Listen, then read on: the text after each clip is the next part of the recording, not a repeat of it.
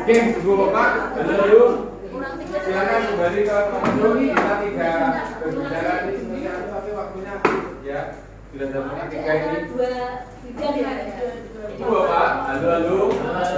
Saya ulangi. Rancangan program yang berdampak.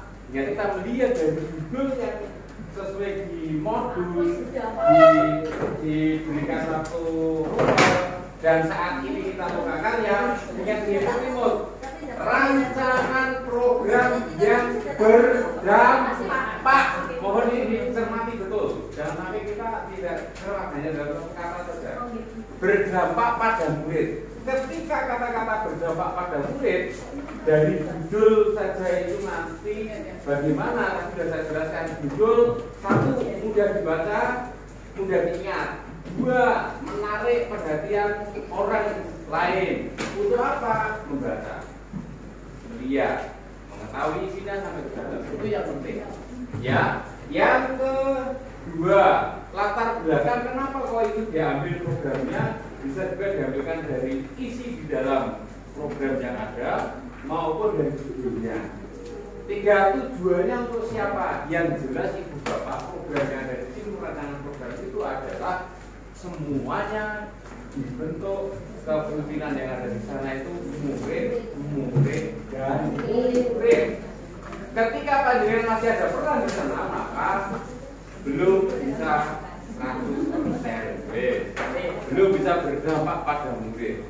Karena apa? Nantinya yang dilakukan dalam program ini adalah oleh, dan untuk murid. Sehingga dari voice ya pedomannya tolong nanti di program-program berikutnya di sana ya mulai judul terus keterangannya latar belakang tujuan sampai nanti yang berikutnya itu dari voice sudut pandang suara ide gagasan mulai dari anak sehingga anak mempunyai ide gagasan yang begitu banyak. Misalkan satu unit organisasi saja, misalkan satu unit organisasi atau satu kelas ada di situ, pasti idenya kan banyak macam. Dari banyak macam sana, dari anak satu, anak dua dan seterusnya, dipilih masuklah ke choice-nya, dipilih salah satu yang dikembangkan, atau tidak? Nah dari pilihan-pilihan itu berikan kemerdekaan kepada anak didik kita untuk menentukan pilihan mana yang akan dikembangkan. Itu yang kedua. Yang ketiga kaitannya dengan ownership bahwa program dari mulai dari untuk tadi dari awal itu nanti kepemilikannya yang memiliki siapa? Murid, bukan gurunya. Kita hanya sebagai fasilitator, kita hanya mengantarkan saja. Kita sebagai guru lama-lama nanti ke murid semua intinya. Karena masih ada program nih ya, saya kan panjenengan itu menyampaikan satu, yang menyampaikan itu ada masukan apa? Ya, dari program yang dari galeri blog yang ada ini, saya akan memberikan masukan. Siapa yang akan memberikan masukan? Dan dia akan berani menyampaikan terus diberi masukan-masukan seperti yang dikatakan. Itu satu, paham ya? Setelah itu nanti itu selesai. Balik lagi untuk refleksi dari pagi tadi sampai siang ini panjenengan satu apa yang panjenengan dapatkan, apa yang panjenengan pelajari, apa yang panjenengan rasakan, atau panas pak, apa yang panjenengan rasakan dan apa yang akan panjenengan tindak lanjuti ke depannya. Maka Ibu Bapak paham betul? Paham. Oke, siapa yang berani dong? Apa pak? Yang menyampaikan ini. Menyampaikan program. Ya, kami tadi belum Pak. Pak, akuntan yang programnya tadi belum Pak. Bagian kan tadi programnya udah dari yang untuk bahan majalah kan sudah. Ya, sudah. Leading. Oh tadi sudah bisa. Yang lain, yang selain tadi, oke. Mas Sohib Belova sudah. Pak Sohib belum. Sini Pak. Masih.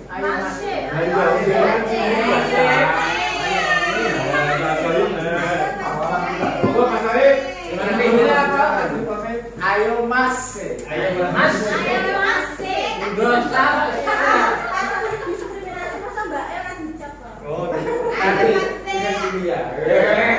Monggo Pak Sahib. Assalamualaikum warahmatullahi wabarakatuh. Judul yang saya angkat adalah Ayo Masih. Ayo membaca surat 5 surat setiap hari Selasa. Tujuannya adalah satu, untuk memperkenalkan dan untuk memperdalam ilmu pengetahuan serta hafalan-hafalan Al-Quran yang selama ini sudah banyak ditinggalkan. Sehingga ya salam. Ya salam. Kemudian yang latar belakangnya adalah sekolahan kami itu adalah sekolahan yang berada di tengah kota. Meskipun agak pinggiran tapi banyak orang tua yang tidak peduli. Hanya surat-surat pendek, yaitu dari surat Anas sampai surat Asy-Syamsi, tidak sampai Al-Baqarah, Al-Imran dan sebagainya. Setelah nanti 5 surat ini selesai, nanti kita akan kembali lagi. Jadi setiap hari Selasa itu kita program itu pertama adalah kita baca asal surat terlebih dahulu. Setelah itu baru 5 surat. Setelah itu nanti anak-anak akan kembali lagi, kembali ke kelas, nanti akan dibantu oleh guru kelas masing-masing. Itu adalah di luar jam pelajaran agama setiap hari Selasa. Dengan anak saling bisa mendengar sana kemari, dengan banyak itu anak-anak bisa menghafal ayat-ayat tersebut. Karena ini adalah biasanya yang dilombakan di lomba MAPSI baik tingkat provinsi, kota Semarang, kecamatan dan sebagainya. Ada lagi, monggo. Kelihatannya ini sudah mewakili Pak dari teman-teman. Yang ini kira-kira memungkinkan tidak di program ini nanti akan lari ke situ? Kelihatannya memungkinkan Pak. Jadi ini nanti model, kalau model saya itu nanti adalah kita membaca dulu 10 menit secara bersama-sama. Setelah itu kita di kelas. Di kelas itu nanti adalah dipimpin oleh anak. Jadi anak dipimpin oleh anak. Nah, setelah itu kemudian setelah selesai, nanti programnya kalau anak-anak sudah hafal atau mungkin 2 atau 3 kali pertemuan, seperti adanya kalau di pondok pesantren namanya murojaah, saling sorogan gitu loh. Misalnya saya dengan Pak Ful setelah saya surat Ad-Duha. Kalau belum, nanti anak-anak juga saling menyemak antara satu dengan yang lainnya. Ini juga sudah kita terapkan di program saya. Ada lagi yang mau masukkan, monggo silakan. Pak, kalau yang non muslim itu bagaimana Pak? Kalau non muslim sudah kita sendirikan, kita kerjasama dengan guru non muslim. Sudah ada gurunya masing-masing setiap hari Selasa. Kita komunikasikan dulu.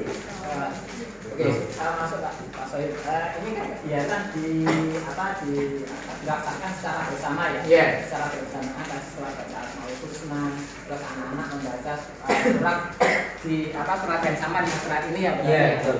Nah, tadi kalau seperti ini bagaimana dengan siswa yang belum mahir membaca Al-Quran? Itu nanti koreksinya di situ. Terus yang kedua, tadi masukan dari guru itu harus ada tasmih, artinya ada yang menyimak. Jadi apakah bacaan ini sudah sesuai apa belum? Misal dari beberapa ada kegiatan ini itu harus ditunjuk siswa sebagai yang mempunyai kompetensi dalam membaca Al-Quran. Tajwidnya itu memenuhi. Hanya membaca Al-Quran itu kan ini. Kalau ini hanya sebatas membaca bersama Asmaul Husna, terus nanti membaca surat bersama, itu selesai terus kembali lagi ke kelas, itu efeknya masih kecil, belum bertambah besar. Kalau itu nanti ada tasmih, tadi menyimak, kalau Pak Sohib sorogan kayak gitu, itu mungkin nanti dari siswa yang belum bisa membaca atau belum lancar itu nanti bisa dilatih di situ. Itu Pak Sohib. Terima kasih.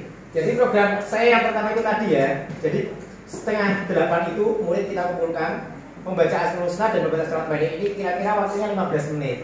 Setelah itu kemudian ini kan membaca secara klasikal semuanya, sehingga nanti dipimpin oleh siswa. Kebetulan di tempat saya ada beberapa siswa yang sudah hafal sampai 10 juz, 7 juz, ada yang sudah sampai 30 juz. Ini kita gantian. Setelah itu kemudian anak-anak selesai membaca 5 surat pendek ini, kemudian anak-anak kita membacanya di kelas. Di kelas dipandu oleh guru kelas masing-masing. Nanti yang tidak bisa nanti diarahkan oleh temannya, itu ya model sorokan itu tadi. Nanti yang tidak bisa akan kita dampingi ketika pelajaran agama. kita pelajaran agama, ada pembelajaran itu, kemudian kita apa? Ada pengayaan. Murid yang belum bisa membaca ini kita sediakan waktu khusus untuk bisa minimal membaca abata. Yang belum bisa yang membaca huruf paigon dengan huruf paigonnya itu tadi. Seperti itu. Saya mempunyai guru PA itu ada 4. Ada guru SKB dan sebagainya, jadi waktunya agak luang gitu, semacam itu. Meskipun saya sering jalan-jalan, tapi masih ada 3 guru yang standby dan siap menjalankan program ini. Gitu. Dan alhamdulillah kemarin juga sudah lumayan berhasil Pak, dari lomba-lomba dan apanya. Oke, tepuk tangan buat Pak Sohib ya.